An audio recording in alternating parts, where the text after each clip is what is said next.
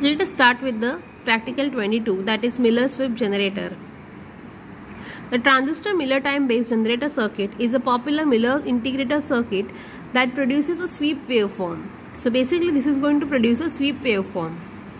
It is mostly used in horizontal deflection circuits for scanning purposes in CRT display.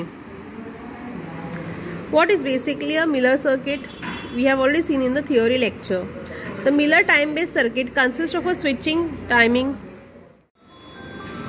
The Miller time-based generator circuit consists of a switching device and a timing circuit. The transistor 1, this is your transistor 1. The transistor 1 acts as a switch and transistor 2 as a CE configuration. This is your transistor 2. High gain amplifier. When transistor 1 is on, transistor 2 is off. So when transistor 1 is on, 2 is off. At this instant, output voltage across capacitor is equal to VCC. So here the output voltage will be across the capacitor will be according to VCC, equal to VCC.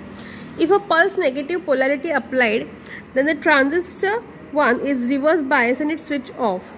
So if there is a negative polarity pulse, the transistor 1 will get switch off. Transistor 2 will be on.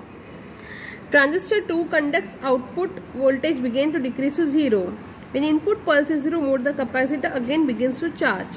The sweep time of Miller-Swift generator can be given as sweep time is equal to Ts is equal to C dot RC beta plus 1, where beta is current gain of transistor 2. This is the circuit diagram. Transistor 1, transistor 2. This is the sweep time. In this way we will be getting the output. Okay, so this is the Miller-Swift integrator kit. This IC is going to generate square wave. We will be getting this. This is your T1, T2. When T1 is on, T2 is off. When T2 is off, T1 is on. Okay, the sweep time we have seen earlier. These two are the port to adjust the width.